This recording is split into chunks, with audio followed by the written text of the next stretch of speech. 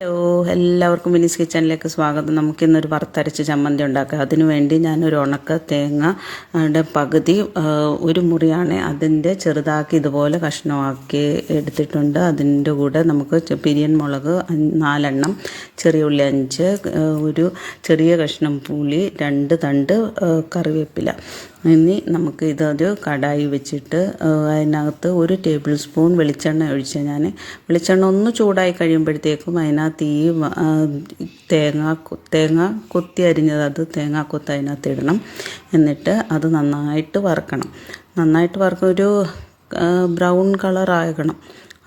അത്രയും ഇതിൽ വറുത്തെടുക്കണം. ആദ്യം ഈ ഒരു പരുവത്തിന് വറുത്ത് ഇത് ഒരു പാത്രത്തിലോട്ട് മാറ്റണം. ഒരു പ്ലേറ്റിലോട്ട് മാറ്റിയിട്ട് പിന്നെ നമുക്ക് ഈ സെയിം ഈ കടായിൽ തന്നെ ഇനിയിപ്പം വേറെ എണ്ണയൊന്നും ഒഴിക്കേണ്ട ആവശ്യമില്ല. അതിനകത്ത് എണ്ണ ഉണ്ടല്ലോ. അപ്പോൾ അതിനകത്ത് തന്നെ നമുക്ക് എടുത്ത് വെച്ച് 4 പിരിയൻ മുളകും കൂടെ ഇട്ട് കൊടുക്കണം. ഞാനിവിടെ വലിയ എരിവ് ഇല്ല, പിന്നെ ഇതിനൊരു കളറും കിട്ടാൻ വേണ്ടിയാണ് പിരിയൻ മുളക് എടുക്കുന്നത്. ഇപ്പം കളറ് വേണ്ട, നല്ലതായിട്ട് എരിവ് വേണമെന്നുള്ളവർക്ക് നല്ല മുളക് 3 എണ്ണം എടുത്താൽ മതി. പിരിയൻ മുളക് ആയതുകൊണ്ട് തന്നെ 4 എണ്ണം എടുത്തത്.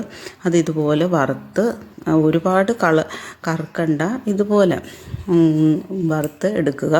ഇനി നമുക്ക് ഇതിനകത്തോട്ട് ചെറിയ ഉള്ളി 2 കഷ്ണമാക്കി, 5 ചെറിയ ഉള്ളി 2 കഷ്ണമാക്കി അതും ഇട്ട് കൊടുത്തിട്ട് അതും ഈ രീതിയിൽ ഒരുപാട് കറുപ്പിക്കേണ്ട, ജസ്റ്റ് ഒന്ന് വറുത്താൽ മതി. പകുതി വറുത്ത് കഴിയുമ്പോഴത്തേക്കും നമ്മൾ എടുത്ത് വെച്ച 2 തണ്ട് കറിവേപ്പിലയില്ലേ, അതും കൂടെ ഈ ഒരു ഇതിനകത്തോട്ട് ഇട്ട് കൊടുക്കണം.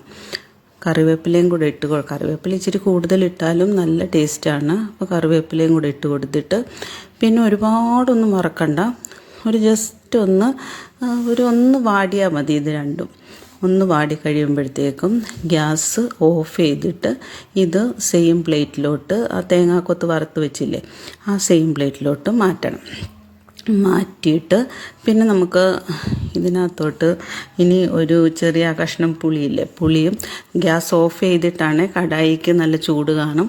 ആ ചൂടിലാണ് ഇനി ആ പുളിയും കുറച്ച് ഒരു 1/2 ടീസ്പൂൺ ഉപ്പും കൂടെ ഇട്ടിട്ട് ഒന്ന് ചൂടാക്കി എടുക്കണം. ജസ്റ്റ് ഒന്ന് ചൂടാക്കിയാൽ മതി, ഒരുപാടൊന്നും ആ കടായിക്കുള്ള ആ ചൂട് മതി. ഗ്യാസ് ഓഫ് ചെയ്തിട്ടാണ് ഇത് ചെയ്യേണ്ടത്. എന്നിട്ട് ഇതും കൂടെ ആ തേങ്ങാക്കൊത്തിൻ്റെ കൂടെ ഇട്ടിട്ട് ജസ്റ്റ് അതൊന്ന് തേങ്ങാക്കൊത്തിൻ്റെ ചൂടൊക്കെ അപ്പോൾ ഇച്ചിരി ആറിക്കാണും.